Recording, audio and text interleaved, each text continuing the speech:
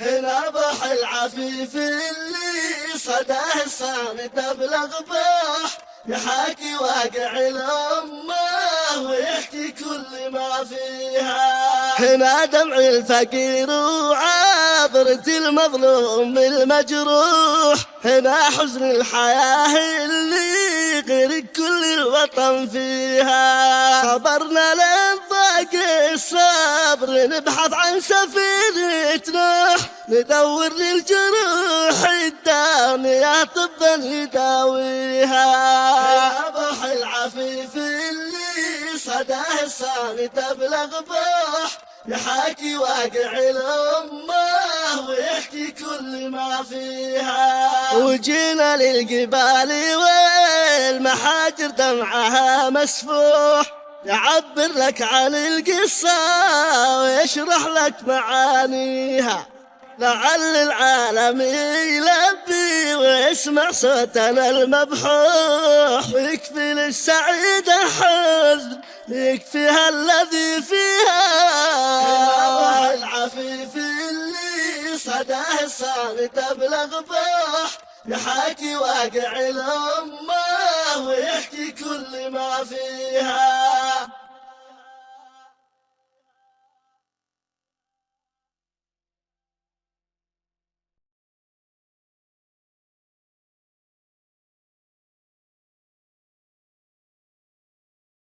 العلم يبني بيوت لا أساس لها، والجهل يهدم بيوت العز والشرف.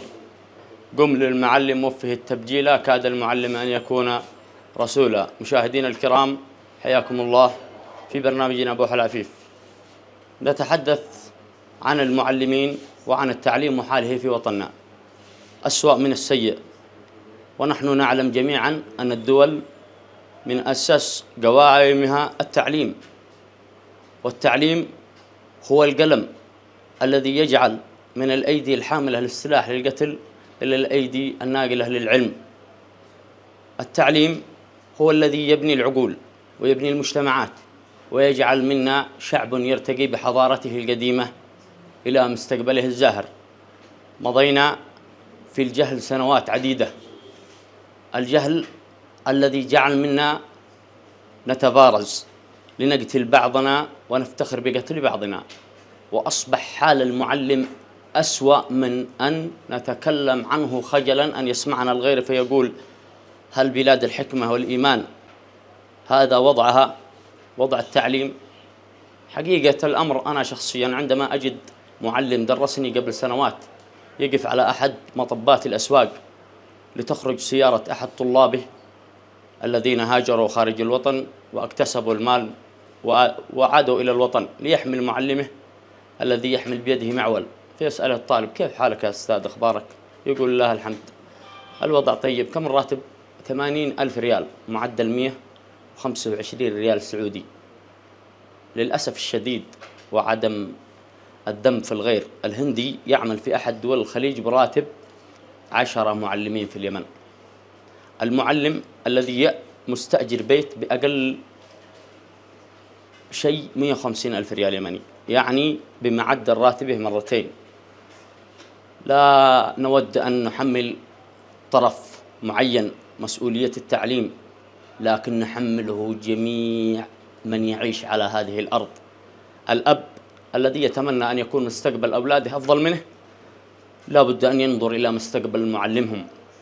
الطالب الذي يطمح أن يكون مثله كمثل أبناء الوطن العربي المجاور، بعد ما يخلص من دراسته الثانوية ينتقل إلى الجامعة ليجد ذلك المعلم وبراتب أسوأ مما هو عليه في المدرسة، فيدرس في الجامعة أما برسوم ذاتية أو البحث عن الوصول إلى المعلم مع نفس القرار الذي تصدره وزارة التربية والتعليم. للأسف الشديد لا ترحم ولا تبغى رحمة ربي تنزل. ممنوع أن يأخذ المعلم من الطالب شيء، بما أننا نرى أن الوضع الحالي الذي تمر به بلادنا أن نلجأ إلى الشعب يحمل نفسه بنفسه، الشعب الذي يعمل لكي يعيش، لكن العيش بدون تعليم ليس عيش. العلم يبني بيوتا لا أساس لها، وهذه مقالة نتحدث بها منذ الابتدائية، ولكن ننظر إلى وضع أبنائنا وأخواننا متردي. لا توجد كتب ولا طابعات للكتب، ولا توجد هناك سكن للمعلمات، ولا توجد هناك أي وسائل تجعل من المعلم يستمر في مسيرته، فأصبحت الدراسة أيام معدودة أو ساعات معدودة. فنعود نسأل أنفسنا: ما هو السبب الذي جعلنا سنوات نخوض في معارك حرب ومعارك نزاعات ومعارك أحقاد ومعارك انتقام؟ اسمحوا لي أن أتكلم وأكون صريح معكم في بوح العفيف، وأقول: كل ما يعانيه وطننا سببه الرئيسي سوء التعليم. نعم، الله عز وجل عندما أنزل الوحي على نبيه محمد أمره بكلمة اقرأ. اقرأ لتخرج من طي الجهل إلى نور التعليم. اقرأ لكي تستطيع أن تتحدث. اقرأ لكي تستطيع أن تتطور. بالتعليم يصبح ابن المزارع دكتور، وابن الريف مهندس، وابن الريف طيار. ولكن أصبحنا في بلدنا لا ابن مدينة ولا ريف. كيف نود أن يكون للتعليم ازدهار في بلدنا إذا كان المعلم في وضع سيء جدا؟ إذا كان الأب لا يسأل أبنائه. تفاجأت في بعض المجالس لبعض الأخوان أن يسأل أبناء أخوه: ما شاء الله أنت في صف كم؟ يقول الولد مثلا صف سادس، يقول: ما شاء الله وين تدرسون؟ يقول: قد عطلنا.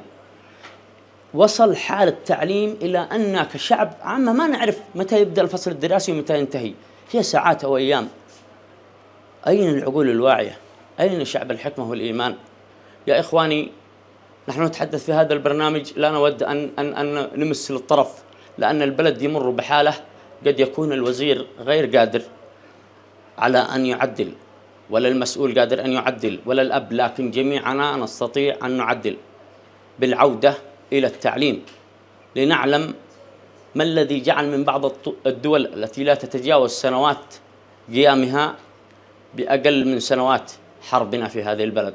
والله الذي نفس محمد بيده أنها تدمع عيني عندما ألتقي عند أحد الصرافين في نهاية الشهر مع جندي استلم 1000 ريال سعودي ليذهب ليحارب في وطنه أبناء وطنه، والمعلم يستلم 120 ريال سعودي. المعلم الذي على يده بعد الله عز وجل خرج الدكتور والمهندس والضابط والوزير والرئيس.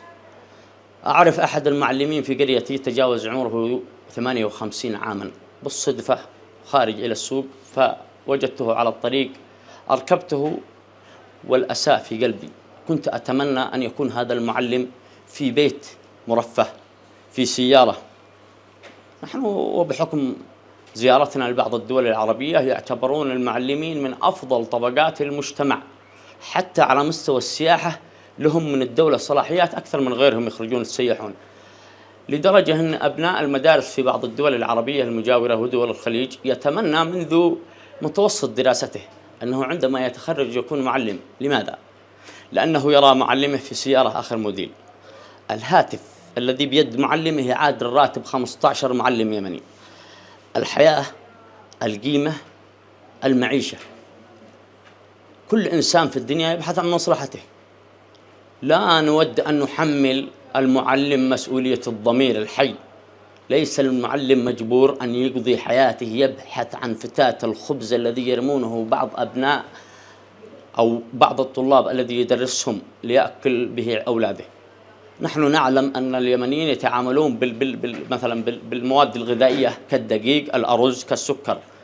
نحن نعلم أن كيس الدقيق 50 كيلو وصل سعره إلى ما يتجاوز 100 ريال سعودي، أي بمعنى الراتب المعلم يذهب ليأخذ به كيس دقيق. إذن المعلم هذا ابنك يخرج إلى المدرسة، يخرج مجبورا، يخرج ليكون كمثله كمثل زملائه، والمعلم يخرج بعد أن أكل الخبز اليابس مع قليلا من الشاي بلا سكر لعدم استطاعته من شراء الدقيق والسكر. إخواني، لنراجع حساباتنا جميعا. نحن شعب حكمة، نحن شعب إيمان، نحن الشعب من علمنا العالم، من رفعنا راية الدين الإسلامي في المشارق والمغارب. نحن شعب يقتدى بنا، وكما قيل أصل العرب، وكما قيل أنهم الذين أسلموا صحيح بالرسالة دون السيف، وهذا دلالة على أن شعب عراقة. نعم نحن شعب عظيم، لكن أهملنا التعليم. الجهل يهدم بيوت العز والشرف. إخواني انظروا إلى المعلمين، المسؤولين ينظرون إلى المعلمين، المنظمات تنظر إلى المعلمين، الطالب ينظر إلى المعلم.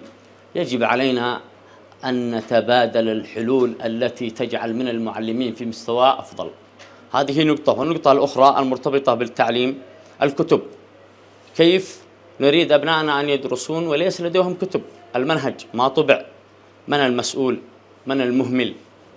أسف على كلمتي هذه. إذا كنا نبحث عن حل في الوطن للتعليم، ووزير التربية والتعليم خارج الوطن، دمتم بخير. هنا بح العفيف اللي صداه الصامت أبلغ بح، يحاكي واقع الأمة ويحكي كل ما فيها. هنا دمع الفقير وعابرة المظلوم المجروح، هنا حزن الحياة اللي غير كل الوطن فيها. صبرنا للضاق الصبر، نبحث عن سفينة نوح، ندور للجروح الدامية طبا يداويها. يا بح العفيف اللي صداه الصامت أبلغ بح، يحاكي واقع الأمة